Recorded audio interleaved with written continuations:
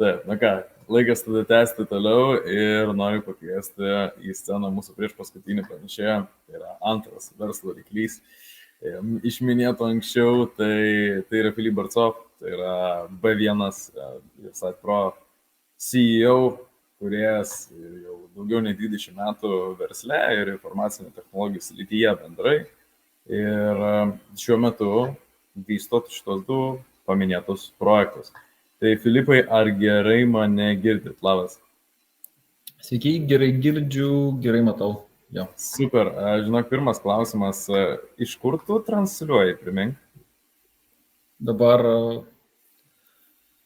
iš Kambodžos, o Kambodžos sostinė lietuvių kalba, čia jinai taip labai skamba Phnom Penis. Okay. Nu va, tai iš toli, žodžiu, labai toli. Gerai, tai Filipai, gali dar šiek tiek galbūt apie save, aš pasakiau apie B1, apie Site Pro. Kaip seniai tu jau esi šitose srityse ir kokia situacija? Tai mes pradėjom labai labai senai, aš gal pasakosiu tada ir tuo pačiu galėsiu dalintis žiniomis. Tiesiog mūsų kelias prasidėjo labai senai. Į dirbtinį intelektą, nes beveik prieš 10 metų mes kažkur pradėjom nagrinėti problemą, kaip atpažinti sąskaitas ir keletą kitokių problemų. Ir tada pradėjau ir domėtis, kas yra tas dirbtinis intelektas. Akivaizdu, kad nepanašu į tai, kas yra dabar. Ir apibrėžimų internete yra labai daug. Ir jeigu pamatysim, tai apibrėžimai tokie labai abstraktus. Nėra konkretaus vieno atsakymo. Tai man bent labai patiko, kad dirbtinis intelektas gali spręsti kūrybinės užduotis. Tai, ko žmogus negali. Ir, man atrodo, 17 metais mes ir patentą įgavom. Tai jeigu apeliuoti Nerijoje apie tai, kad 25% investicijų neatsipirka, tai dabar kaip tik ir sužinosim, nes apart mūsų labai teoriniam lygmenyje Lietuvoje niekas dirbtinio intelekto apskaitos programose negalėtų naudotis arba apskaitoje. Nes atrodo tai galimai šiek tiek keistokai, bet tam reikalingi patentai, kad kažkas pamatė, greitai padarė, o kolegos nespėjo. Arba tai mes pradėjom kažkur apie 10 metų jau dirbti su dirbtiniu intelektu ir net gavom patentą šitą vietą. Šiandien norėčiau papasakoti apie problemas dirbtinio intelekto, apie dygimo problemas. Ir dar šiek tiek Nerijų papiliuosiu apie Pareto dėsnį. Pareto dėsnis yra tikrai nuostabus dalykas. Dar kartą reikia pagalvoti apie tai, kaip jį reikia rodyti, nes jis yra taip pat dėsnis, o gal jisai neteisingas. Ir man visada patinka prie Pareto dėsnis, o jeigu jis yra 80-20, o jeigu jį pritaikyti dar kartą, tada gaunasi, kad 56 prie 1%. Atsiprašau, gaunasi 80 padauginam iš 80, o ten 20 iš 20. Ir gaunasi iš 56 procentai realiai pagamina tos 4%. Ir dar kartą jį pritaikom. Tai ten. Ir gaunasi, kad tik 1% klientų generuoja ten vos ne pusę apyvartos. Nu ir gaunasi, kad Pareto dėsnis absurdiškas savotiškai.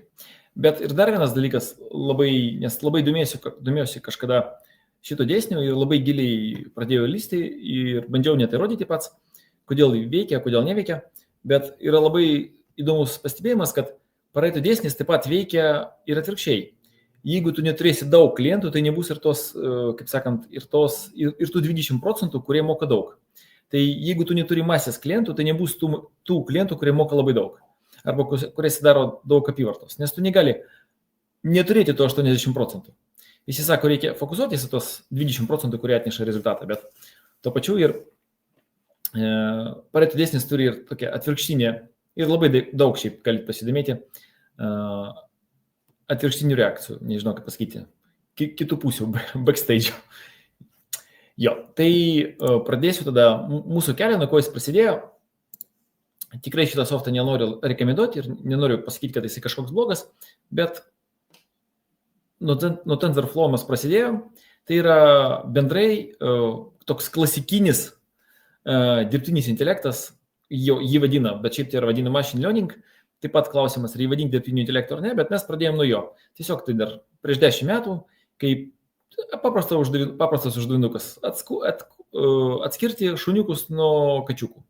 Pasiėmė 10 000 šuniukų, vadinasi,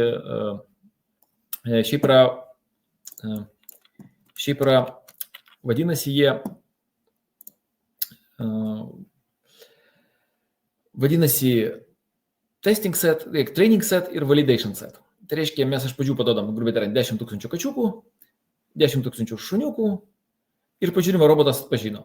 Neatpažino, mes tiesiog robotą mokinam, tą matricą jo. O po to tiesiog padodam jam kačiuką arba šuniuką ir sakom, ei, bahuriuks, tavo pasisekė atpažinti.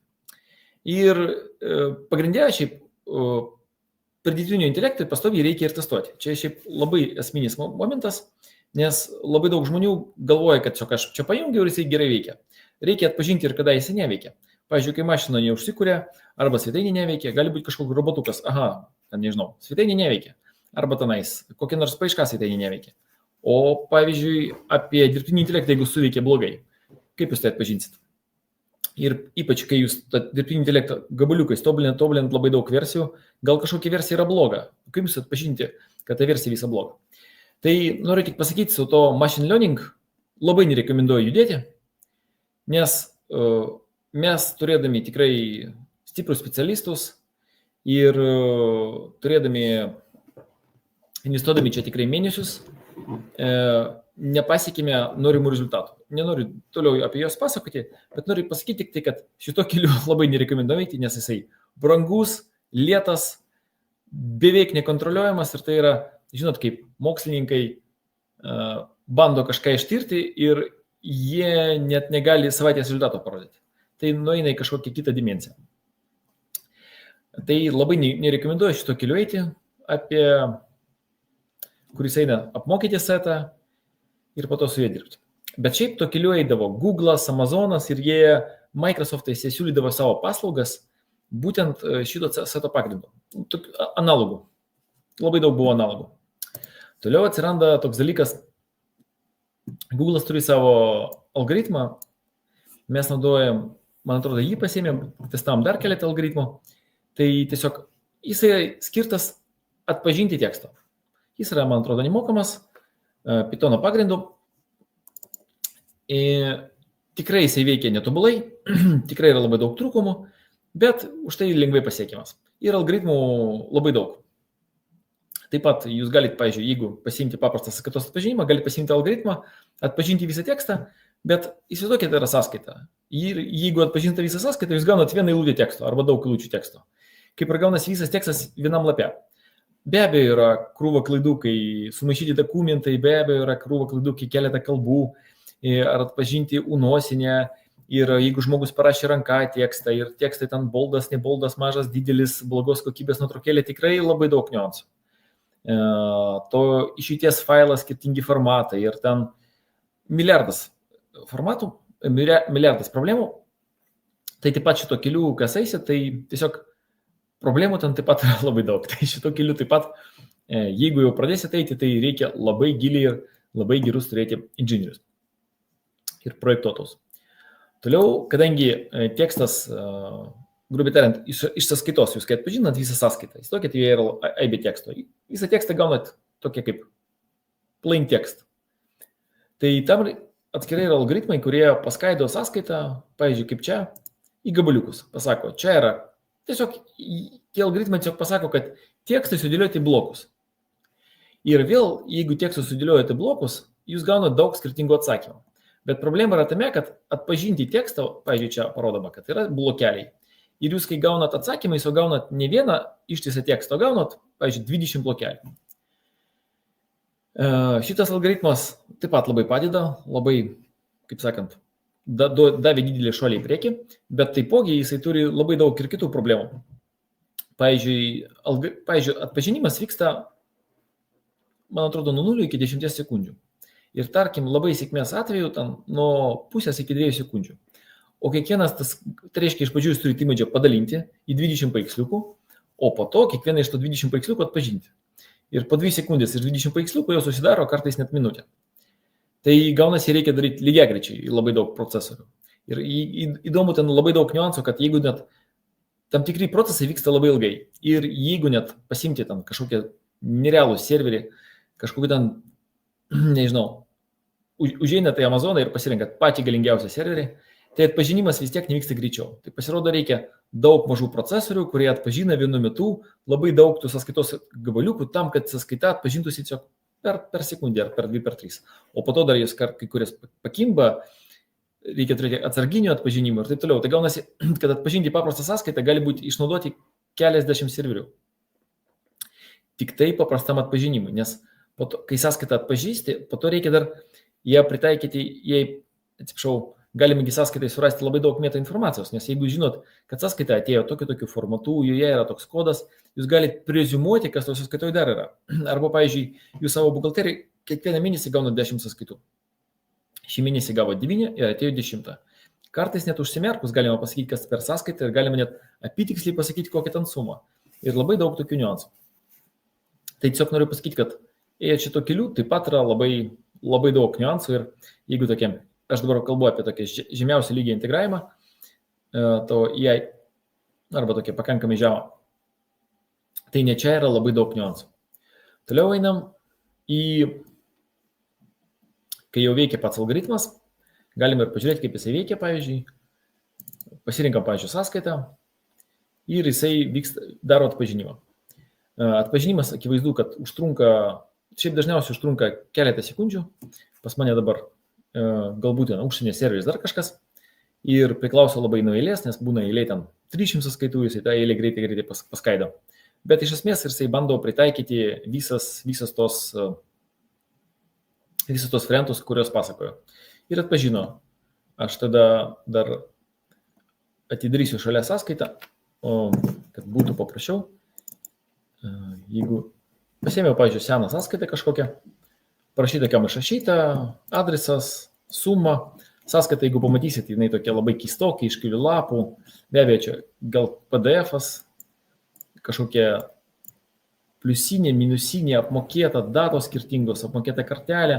Tai iš esmės jisai suprato, kad yra sąskaita, sako, kad nėra serijos, matom, kad nėra serijos, atpažina, kad tai eurai ir net nesusimaišė, kad čia yra, kad sąskaita jau apmokėta ir tokia suma. Tai iš tikrųjų robotai tobulėja, kartais gali į vienam PDF būti 16 sąskaitų, tai šitas visas problemas ir atvejus reikia nagrinėti. Pavyzdžiui, čia suklydo, parašė iš mažos raidės. Bet viską kitką jisai gan tvarkingai atpažino. Ir galiu pasakyti, kad labai dažnai jisai tai daro net geriau negu žmogus. Tai su sąskaitom šiek tiek pažaidėm. Einam tada toliau. Dabar, tarp kitko, to keliu, kuriuo mes nuėjom, jis yra labai brangus, lėtas ir jame yra tikrai labai daug know-how. Bet dabar tai galima daryti paprasčiau su GPT. Su GPT kokias problemas? Tai yra brangu, nenuspėjama. Jūs galite pasiimti silpnesnį variklį, kuris atpažins blogiau. Taip pat jisai neatpažina taip, kaip jums reikia, bet šiaip DeepSeek'ais ir taip toliau jie pakankamai gerai dirba. Bet taip pat yra greitis ir, kaip sakant, kaina. Kai jums reikia atpažinti, pavyzdžiui, 100 000 sąskaitų, tai ta kaina, ar ten pusę centų, ar 10 centų, tai tampa labai svarbi. Jo, tai einam toliau. Tai integruojate dirbtinį intelektą, dar yra vadinasi toks, jūs turbūt girdėjot, kas tai darė. Atsiprašau. Šiek tiek bandau atidaryti savo foliuką. Jo. Vadinasi toks embedding. Tai reiškia, jūs apmokinat robotą, jis yra labai pigus. Jisai, grubiai tariant, tokie suviktorizuoja žodžius ir po to jūs, kai ieškot, jis gali surasti bet ką. Ir, pavyzdžiui, galima ieškoti net tokio, naudojant kažkokios, nežinau, vertinius iš kitų kalbų, naudojant net, pavyzdžiui, pasakyti, koks tavo nuomonė Dominuko kainelė. Nu, tiesiog, tai tikrai tokių žodžių niekas neturės. Ir jisai bandys surasti panašus panašus kažkokius atsakymus. Arba, pavyzdžiui, naudoti, tarkim, kokio tipo licenzijos būna. Tiesiog iš pradžių susitaiginiais, tai bando daryti paiešką. Kokie šito metodo trūkumai ir privalumai? Pavyzdžiui, mes rašom rekomenduojamą ten, kur duomenų bazė sutapo su jai atsakymu. Ir kartais, pavyzdžiui, jeigu atsiminat tą stebuklingą dieną, kai OpenAI pradėjo nebeveikti. Atrodo toks smulkmenėlė, bet OpenAI pradėjo nebeveikti visai. Tiesiog nepasiekiamas servisas. Tuo pat metu turi duomenų bazę būti kaip backupas. Nes visi, ne visi, labai daug žmonių tiesiog stato verslą ant jai. Tai norim pasakyti, kaip priminti, kad jai taip pat nėra stebuklingas ir kartais jis tiesiog pakimba. Tai mes maišom jai rezultatus ir dabar rezultatus, nes jai pasitikėti 100% negalima. Dabar šiais metais niekam negalima pasitikėti, net tam, kas sako, kad negalima pasitikėti. Jau. Tai problemos čia yra tokios. Toliau mes pabandėme eiti šiek tiek toliau. Jeigu jai gali surasti atsakymą, tai galimai jai gali ir padėti ir išspręsti atsakymą. Nes bet kurią kalbą galima užklausti, kaip pridėti į svetainę, nežinau, paprasčiausias tiesiog Google Maps. Ir robotas, kuris iš anksto apmokintas ant visų atsakymų, pakankamai greitai atsako. Tai, kad pas mane šiek tiek tas europinis serveriukas, jisai rekomenduoja, jisai surado keletą dukų, vadinasi FAQ, ir bando iš tų FAQ pateikti keletą atsakymų. Jisai, reiškia, surado tinkamą duką, o po to iš tų duką bando sugeneruoti atsakymą. Tai atrodo, kaip jau, kai turi duką, iš jo sugeneruoti atsakymą yra pakankamai paprasta. Bet šitą metodologiją turi kitokių problemų. Visų pirma, be abejo reikia, o kaip patikrinti, ar ta paieška gerai veikia? Įsivaizduokit, pas jūs yra, 500 dukų ir jūs šiek tiek programuotojas naktį pasidėjo ir kažką ten pagerinti. Tai reikia turėti visą setą, pavyzdžiui, kad kažkokių atsakymų, į kurį dar kartą robotas kiekvieną kartą atsako panašiai.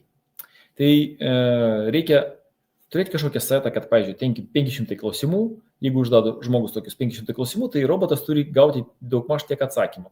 Ir tas turi nesublogėti. Ir jeigu programuotojas kažką ten, kažkokią versiją pakeitė, dar kažkas, kažkokie radikliai, šokai viršų ar apačią, jūs turite susistebėti. Su duomenų bazė kaip ir paprastai. Su duomenų bazė visada tas pats atsakymas ir visada suprantate tiesiog, ar pagerėjo, ar pablogėjo. Su dirbtiniu intelektu tai turi ir stebėti dar, o gal gerai, o gal blogai. Ir akivaizdu, kad galima tiesiog žymėti, gerinti, kad ta paieška gerėtų ar blogėtų. Ir dar šitą metodą labai didelis trūkumas, kai aš užduodu keletą klausimų. Pavyzdžiui, aš užduodu keletą klausimų ir jau tu negali surasti artimiausią FAQ arba artimiausią duką, nes tiesiog jau neegzistuoja vieną klausimą. Tai ateiname į mūsų apskaitos programą ir kartais paprašau kažką ir man žmogus kažką atsako. Aš dar kartą paprašau, dar kažką atsako. Ir gaunasi, kad vyksta diskusija, nes aš pirmam klausime nepateikiau pakankamai duomenų. Ir gaunasi ir robotas taip pat neiškart gali atsakyti, nes robotas užduoda, kaip pasakyti, robotas taip pat neturi visų duomenų, bet jis nori atsakyti. Jeigu jūs kalbat kažkada su GPT, jūs bandot, kad jūs dar klausimą neužduodate, jis jau nori atsakyti. Ir Google jūs galite vieną raidę parašyti, jis jau nori atsakymą sugeneruoti. Tai gaunasi, kad jūs net klausimą neužduodate, o GPT jau turi atsakymą. Tai taip pat yra trūkumas. O kartais aš nepakankamai duomenų yra, kad tikslingai atsakyti. Ir dar pakankamai sudėtinga vieta, pakankamai sudėtingas atvejis, kad kai GPT generuoja atsakymą, kokiu tikslumu jisai generuoja. Kartais jam būna užduoti klausimą, jisai atsakos, o tu jam sakai, o tikrai taip, patikslink. Sako, oi, ne, patikslinau, ne taip. Tai tada kaip jisai daro savo paiešką, jis tikslumo normalaus neduoda. Bet, pavyzdžiui, taipogi, pavyzdžiui, čia mūsų klientas, aš nuslypiau pavadinimą, rašo apie kažkokį konkretų užsakymą, ne? Ir mes jam kažką atsakom. Tarp kitko, robotas iškart rekomenduoja ir kokias jam dukus naudoti. Bet, pavyzdžiui, į šitą klausimą mūsų robotas negalėtų atsakyti, nes reikia ir asmens duomenų. Tada gaunasi robotą reikia įleisti į bazę pas žmogų ir duoti jam naudotis tais duomenimis. O duomenų bazė gali būti ir belekiek duomenų, teisingai. Tai, pavyzdžiui, robotui net atsakius paprastą klausimą, tada turėjom duoti leidimą lysti bet kur ir bet ką. Tai taip pat yra toks savotiškai problema, nes kaip ar tu nelabai tą gali daryti. Ir dar nepamirštam, kad robotai dažniausiai yra kokios nors Kinijos, Amerikos, dar kažkokių šalių. Ir GDPR ir klausimai atsiranda begaliniai. Ir atrodo, kad čia net apdorojant duomenys, bet ir čia yra ne juridinio asmens, ne fizinio asmens, bet vis dėlto čia atsiranda aibė duomenų, į kurių dabar niekas nekreipia dėmesio. Tiesiog dabar šitas klausimas beveik neegzistuoja, bet klausimas kažkada turės labai stipriai sprogti, nes tai yra, pagalvokit, net valstybės tarnautojai naudoja GPT teisingai, o ten yra labai privatų duomenų. Ir nemanau, kad VMI atstovai, dar kažkas ar kažkokių spec tarnybų atstovai nenaudoja GPT. Tikrai naudoja, tikrai ten siunčia krūvą duomenų. Ir net labai dažnai naudoja Gmail paštus tam, kad tarpusavėje keistis dokumentais. Nekalbu tikrai apie Lietuvą, turiminį yra ir daug kitokių šalių, bet noriu pasakyti, kad duomenys mes amerikonams atidodam ir amerikonai ne visada yra mūsų draugai, nes šiandien yra draugai, o rytoj ne. Ir ką tada daryti su jūsų verslu, kuris, pavyzdžiui, bazuotas galbūt ant šito. Einam toliau. Tai tiesiog čia kokios problemos, jeigu žmogus parašė keletą klausimų, mes jau negalim tinkamą duką surasti ir jam atsakyti, o jeigu jam duoti atsakyti iš bendros aibės, tai robotas visada privalo padaryti atsakymą, nors galbūt atsakymo dar nėra. O dar robotui reikia duoti duomenų, o prie duomenų jis gali neturėti priėjimo. Tai tiesiog čia labai daug tokių niuansų, teisingai. Einam toliau. Pavyzdžiui, jūs paskambinat mums telefonu ir pradeda kalbėti robotas. Labai daug iteracijų buvo. Ir aš tiesiog radau internete vieną schemą, jinai tikrai nėra mūsų, bet aš tik tai, kad parodyti, ant kiek tai sudėtinga. Pagalvokit, paskambina robotas. Visų pirma, tai yra lietuviškas numeris. O servisas, pavyzdžiui, yra ne Lietuvoje, nes Lietuvoje nėra tinkamų normalių servisų, kurie su API galėtų tai atlikti. Tai reiškia, yra kažkoks robotukas, kuris labai turi greitai atsakyti. Labai dar atkreipkite dėmesį, kai skambinsit, kad robotą galima nutraukti. Tai yra taip pat labai svarbu, nes turi būti labai mažas pingas ir robotas turi suprasti, kad jį pertraukinėti. Jeigu kalbat, pavyzdžiui, GPT, jūs galite jį pertraukti ir jis labai greitai sureagos. Pagalvokit, kad jūs kažkai kalbat, kartais tokia yra dar tendencija, kad robotai, kurie greitai reaguoja, jie turi labai mažai smegenų, labai mažai atmintis jų. Jie, pavyzdžiui, gali galvoje turėti 100 klausimų, 100 klausimų atsakymų, o jums reikia, pavyzdžiui, 2000. Ir ką tada daryti? Tada robotas pakimba, tiesiog sako, jis nežino, ką atsakyti. Tada jis turi paklausti pas kitą robotą.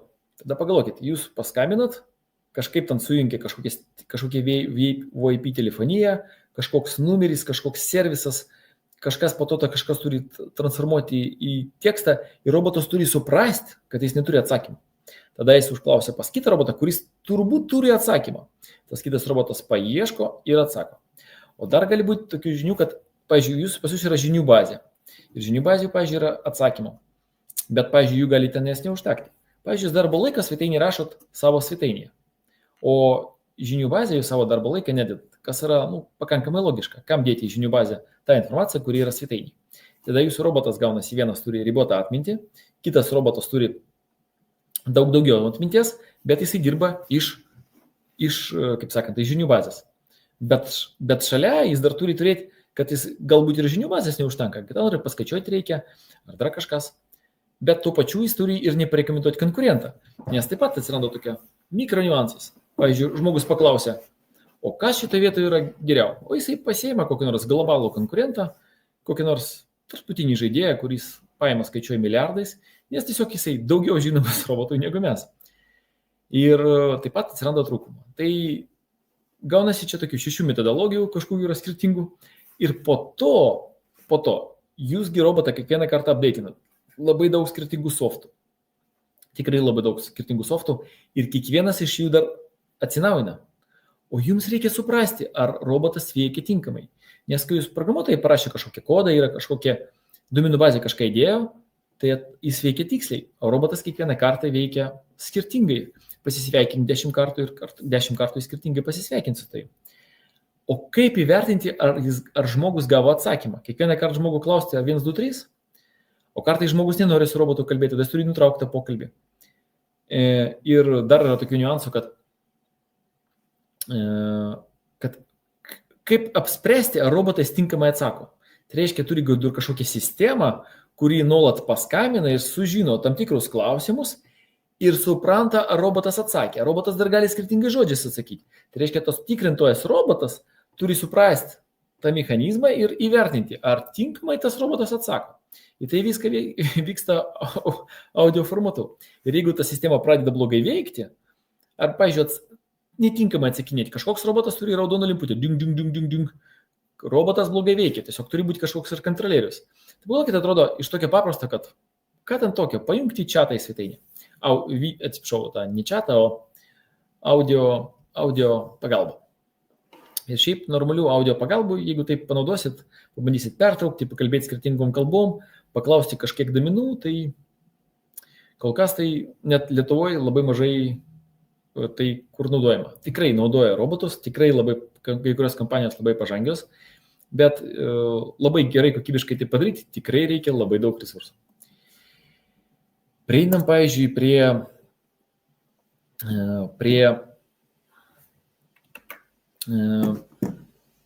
prie dar vieno dirbtinio intelekto. Mes padarėm tokį testą, mes pabandėm apmokinti mūsų robotą, kaip dirbti, mes pabandėm pakyti AI, kaip naudotis mūsų produktu. Aš pabandysiu čia įdėti kokį nors ilgesnį promptą, pavyzdžiui. Labai toks paprastas promptas. Gali, prašau, svetainį išversti lietuvių kalbą, didelį nuotrauką pakeisti į naują, sugeneruodamas, pavyzdžiui, Lietuvos prezidentas paspaudžiant ranką Trumpui ties Gedimino bokšto fono. Pridėk apačioje dar formą su 4 laukais, bla, bla, bla, bla, bla. Pridėk 5 didžiausius miesto nuotraukas ir šalia miesto svarbiausios duomenys ir populiacija. Bla, bla, bla. Ir pakeisk svetainės foną į būdingą Lietuvos gerbui. Tiesiog, toks pakankamai nepaprastas promptas. Mes jį paleidžiam ir ką noriu pasakyti, kas dabar vyksta. Mes AI, normalų AI, apmokinam, kaip dirbti su mūsų produktu. Ir dabar AI, aš tikrai nežinau, koks rezultatas gausis, tiesiog, kol ruošiuosi, prašiau ilgą promptą, kol važiavau mašinai, tai ir kiekvieną kartą jis sugeneruos skirtingą rezultatą. Bet esmė, ką noriu pasakyti, žmogui tai tikrai užtruktų ilgiau ir kol rezultatas vyksta, aš tada kol kas pasakosiu apie sekančius klausimus. Jeigu dabar Google parašyti tokį klausimą, AI ir P-System, reiškia AI apskaitos programos. Mes pamatysim landingą, čia reiškia vyksta tas darbas, mes pamatysim landingą, kuriame yra lyginami, reiškia, vienas dalykas yra AI enabled, kitas dalykas yra, aš tikrai nenoriu čia konkurentus labai reklamuoti, bet labai daug apskaitos programų netrašo, kad jos pilnai bazuotos ant AI. Bet noriu iš karto atskirti, kad labai daug žmonių tiesiog implementavo pas savį AI. Pavyzdžiui, kokią nors apskaitos programą turi sąskaitų atpažinimą, kurį daro per partnerius. Ir jie per partnerius integravo sąskaitų atpažinimą. Iš karto rašo, mes AI apskaitos programą. Tai noriu pasakyti, kad dabar, pavyzdžiui, kas vyksta. Dabar robotas,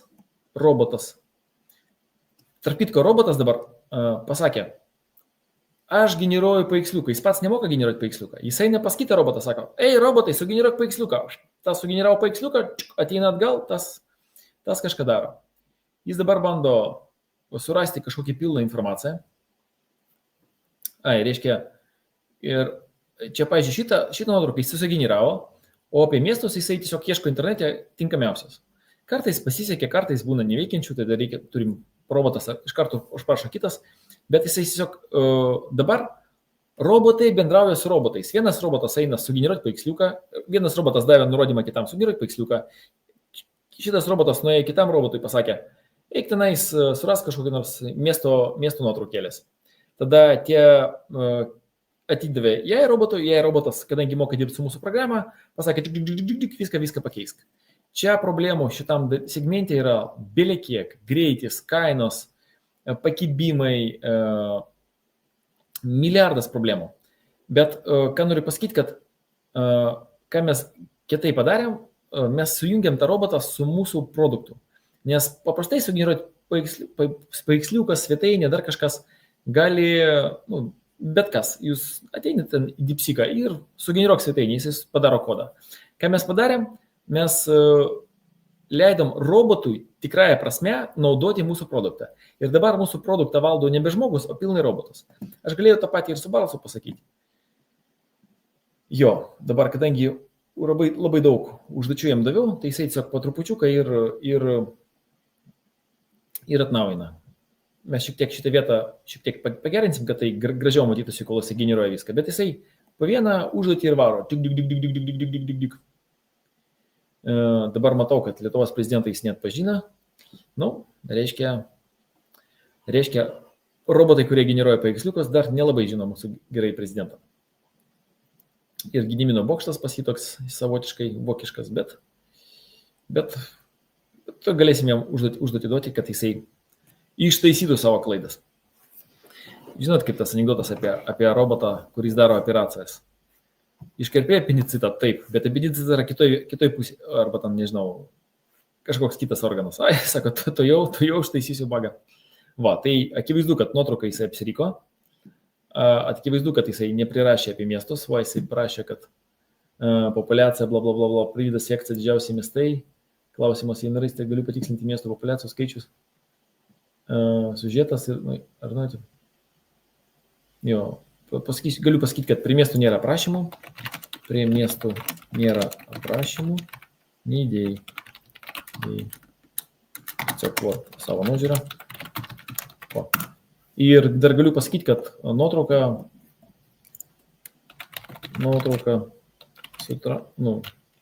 su Trumpu idėjai neteisinga.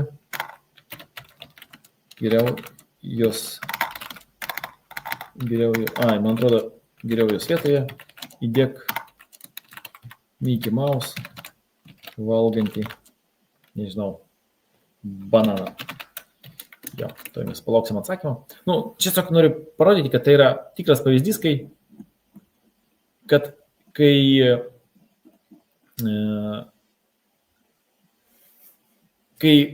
robotas turi pilną galią valdyti jūsų produktą. Dabar analogiškai mes darom su apskaitos programą. Dabar parodžiau čia, ką daro konkurentai, bet ką noriu pasakyti, kad dabar pilnas mūsų fokusas yra, ne pilnas fokusas, o dabar eksperimentuojam tam, kad robotui leisti pilnai valdyti apskaitą. Nevaldyti apskaitą iš pradžių, pavyzdžiui, bus tai read-only, pavyzdžiui, robotai surask man praeitą mėnesio klaidelės. Kokių sąskaitų pas mane trukdo? Gali surasti tarpinės operacijas. Ką tavo nuomonė yra neteisinga? Ir robotas galės įeiti į apskaitą ir sužinoti, kaip tai veikia. Tiesiog mes duodam jam tokias galimybės ir realiai su juo galim jo naudotis. Tai nėra kažkoks visoje programai kažkur implementukas, va čia robotas, jį galit kažką paklausti. Bet robotas, kuris normaliai viską supranta. Aha, jisai tekstą parašė, bet kaip matom, tekstas yra ant juodo fono. Aš paprašiau į nuotrauką įdėti kaip foną susisėtas su Lietuvos herbu, tai jisai įdėjo, bet šiek tiek, nežinau kaip pasakyti, pritamsino, galim dar apasyti, galbūt taip padaryti. Svetainė per ryškiai bus, ne? Jo, ir tada pum. Viskas. Aš demo versiją jungiau, tai demo versijai pas mane užtenka prompt. Ok. Bet iš esmės, tai, ką mes dabar matom, tai pagamina robotas, akivaizdu, jisai darė klaidas, mes galim paprašyti jį kažką pakeisti. Va, jisai prigeneravo kažkiek duomenų ir taip toliau. Tai analogiškai tas pats robotas galės ir labai greitai, dar šiais metais, dirbti su jūsų apskaita. Tiesiog jūs galite jam duoti nurodymus, padaryk tą, nukopijuok tą, iš pradžių tai bus, kaip sakiau, read-only, o ateityje galime duoti daugiau ir daugiau teisių. Va. Įdomu, nes atrodo, kad labai daugelygius funkcionalumas yra, net gali promptinti bet ką praktiškai ir jisai gali gaunasi vykdyti. Teisingai. Jo, tai tiesiog esmė yra tokia, kad leisti robotui pilnai naudotis jūsų produktų. Tai yra iš pradžių toks atrodo mikro galimybė, atrodo, ką ten tokio. Bet pagalvokit, pas jūs produkte yra, pavyzdžiui, 20 funkcijų ir jūs vienoje vietoje integravot robotą. Jis gali va čia kažką daryti. Ir jūs sakot, mano produktas yra AI. Bet iš esmės pilnas AI yra tada, kada jūs robotui duodat galimybę valdyti visų jūsų produktą. Ir tada jūs galite labai prastai su telefonu.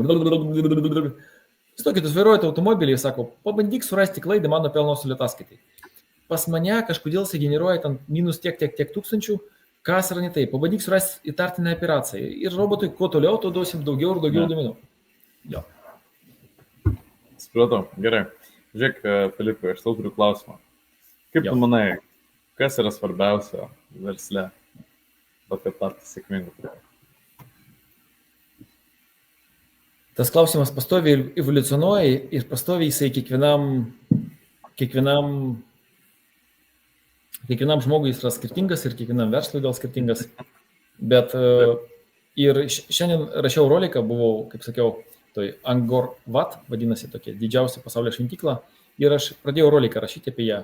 Ir tiek minčių, kad aš pusę valandos, rolikas 10 dalių ir kažkokiais pusę valandos gausi. Ir kiekvieną kartą pasakau, atkreipkite dėmesį šitą, rašyti, o bendraja prasme. Ir žiūri, kad ir čia taip pat. Atrodo, svarbiausia čia, o gal svarbiausia ne tam. Bet galimai atsakymas būtų toks, kad kaip yra, kas yra gyvenimas svarbiausia? Svarbiausia ten, kur tu pats nustatai. Kur yra gyvenimo tikslas, ten, kur tu pats nustatei. Bet čia kas svarbiausia, manau, savęs pažinimas. Nes verslas yra vis tiek verslininko portretas ir verslininkas turi turėti skirtingų tikslų. Vienas pelno, kitas kažkokia nori padėti visuomenėje, kitas tiesiog nori savirealizacijos, kitas nori tiesiog parodyti kažką konkurentui, trečias nori darbą žmonai suteikti, ketvirtas tiesiog pragyventi nori, jiems tas verslas nereikalingas. Ir tiesiog savęs pažinimas, kuo daugiau tu pažini save, tuo geriau tu pažini verslą. Pažinau dabar vieną žmogelį, vardas Sergejus, jisai valdo didžiausią pasaulyje turinio valdymo sistemą. Tiesiog jis yra įkūrėjas, jisai ten ir franšizės turi ir taip toliau, ir jisai jų partnerių skaičius skaičiuojasi ženkliais skaičiais. Ir kad žiūrėjau, kad jo dienos apyvarta yra didesnė negu mano metinė. Tai ir jisai 2 kartus per savaitę, tai reiškia su jo žiniomis, su visko, tai jisai 2 kartus per savaitę eina pas psichoterapeutą. Tiesiog sako, dabar, man atrodo, psichoterapeutas, psichologas, man atrodo, aš dabar bijau sumeluoti tiesiog. Bet jisai sako, pastoviai einu, kaip save tobulinti. Aš einu pas kaučius, einu pas skirtingus taip pat žmonės. Būna, kad porą mėnesių neinu, būna, kad po to greičiau. Bet esmė savęs pažinimas, tiesiog tada supranti save ir man atrodo, taip pat daug verslininkų tai kalba. Atrodo, kad čia verslas nesiseka, kur čia viskas vyksta, kas čia, bet realiai viskas yra galvoje ir tiesiog tavo pagrindinė blokai, jie labai greitai versle realizuojasi. Tiesiog pakeiti savęs, supranti pats, ką nori, verslas pasikeičia. Atrodo, nieko neįvyko. Įvyko kažkoks atvejis gyvenime, tavo verslas pasikeičia. Ir ar žmonėm pradedi padėti, ar žmonės, tiesiog, tai manau, svarbiausia, su savim darbas. Ir net dalykas atrodo, norisi nužudyti konkurentą. Ko čia sako, kodėl tau norisi nužudyti? Kodėl tau nenorisi tiesiog aplenkti? Kodėl tau norisi, nežinau, kodėl tu iš visi matai, pavyzdžiui, o kodėl tu nenori su juo draugauti? O kam tau iš visi rūpi? Ir tikrai atsakymų yra tiek daug, kad ir net paprastas dalykas, pavyzdžiui, konkurentas yra panašaus dydžio ir jūs pradedat konkuruoti. Ir yra labai daug nuo tavo asmeninių pasiekimų, kaip yra tas Zephyro testas, kaip sakoma, kad geriau 2 Zephyrai po 15 minučių negu 1 Zephyras dabar, tas yra senas testas, ne? Tai turi tenais ir labai daug tų, kaip sakant, labai daug turi jisai ir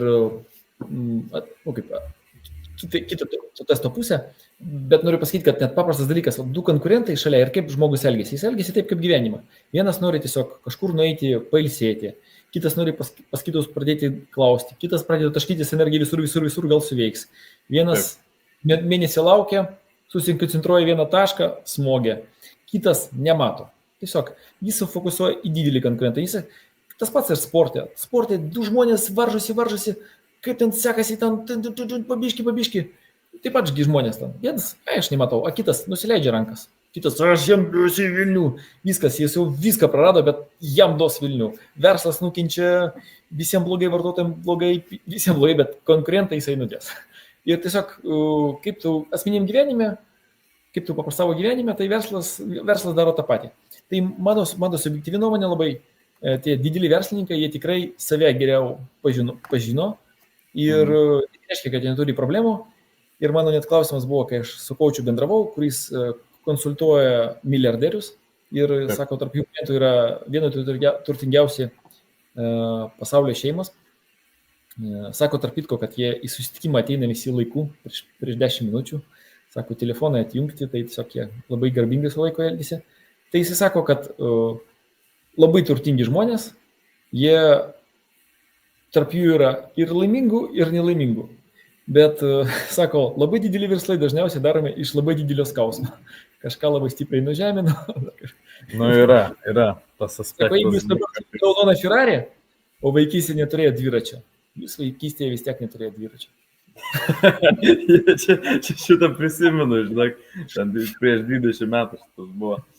Ja, tai geras. Žiūrėk, Filipai, paskutinis to klausimas. Visgi, kaip tu manai, kokias klaidas žmonės daro, kai bando automatizuoti savo verslus arba procesus, ten marketingą pardavimą? Čia taip pat labai didelis aptakus klausimas, bet, pagrindinės problemas nelenda ten, kur reikia. Tiesiog verslas turi silpnų vietų ir tas silpnas vietas reikia tvarkyti arba silpnas vietas stiprinti. Ir žmonės tiesiog deda pastangas ne ten, kur reikia. Man atrodo, ar IBM'as arba Paskalis, aš neatsimenu, vadovas pasakė, kad all problems are in infrastructure, in architecture, man atrodo taip. Visas problemas architektūrai. Tai nesvarbu, kaip tu programuoji, nelabai svarbu, kaip tu ten kiekvieną kodą parašysi, bet bendraja visuma, kad tu ne ten nueini. O McKenzie's pasakė, kad labai daug žmonių kiekvieną dieną, nuo ryto iki vakaro, sprendžia problemas, kurių visai nereikia spręsti. Tiesiog, tai manau, kad didžiausias, tiesiog, kad žmonės eina ten, kur neturėti. O viskas tiesiog čia. Ir vieną dieną ateina žmogus, sako, man tas ir nesvarbu konkurentas. Ir nemato. Yeah. Ypač, kai dirbi versle 5 ar 10 metų, mano kolega, pavyzdžiui, sako, jeigu sėdėti ilgai ir žiūrėti į vandenį, kažkada praplauks tavo konkurento lavonas. Tai yra Kinijos išmintis. Ir tas praeina. Būna labai daug tiesiog ir tas tavo asmeninis išmintingumas tikrai labai labai padeda. Bet akivaizdu, versle yra labai daug sėkmės ir tai tiesiog taip pat nereikia atmesti. Tarp kitko, jeigu reikės kažkam, galėsiu paskaityti komentarus rašyti apie sėkmę. Atrodo, kad sėkmė yra tokia, nesvarbu, bet 20% verslininko tikrai sėkmės labai reikalauja.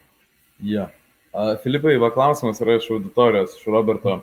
Aš norėčiau savo versle turėti vietinę DI duomenų analizę ir apskaitai, bet atjungtų nuo interneto, kad apsaugoti duomenis. Ar kažkas tokio egzistuoja? Kažkiek galima tai padaryti, bet kas reiškia apsaugoti duomenys? Vis pirma, robotui nereikia turėti asmens kodus ir taip toliau. Po to robotui galima duoti, pavyzdžiui, duomenys 100 kartų didesnius. Bet iš esmės robotas tų duomenų net nesaugo, reikia be abejo GPT paskaityti ir jų kiekiai, tie duomenys niekam nereikalingi. Aš suprantu, jeigu mes duomenys susipuojam, kažkur nusinčiam, padeda ten dar toliau. Bet kai jie nueina 100 pingų, kažką gauna, robotas kažką pasako, tai jūsgi į GPT tiesiog pasiėmat visą buhalteriją, visus, pavyzdžiui, pirkimus metinius. Įvarot ir sakai, surask man didžiausias, mažiausias reikšmės. Bet žmonės tai daro. Ir net su laukeliais. O robotui galima tam tikrų laukelių neduoti. Pavyzdžiui, neduoti, arba net jisgi nežinot net, kad tai yra, kad esat jūs. Jis tik žino, kad tai yra kažkokia įmonė ir kažkurie duomenys. Labai teoriškai galima net valiutą duoti. Sakyti, kad čia yra kokie nors, nežinau, svarai. svarai, ne eurai ir kompanija randasi, jis nežino, kur ta kompanija randasi. Tiesiog, gali nuspėti. Atjungtai nuo interneto, tiesiog jisai nebus kokybiškas. Jeigu labai kažkas norės, tai akivaizdu galima padaryti, bet tai tiesiog dabar tai yra tokia paranoja, viską nori turėti savo kompiuterį, nenori turėti debesiją.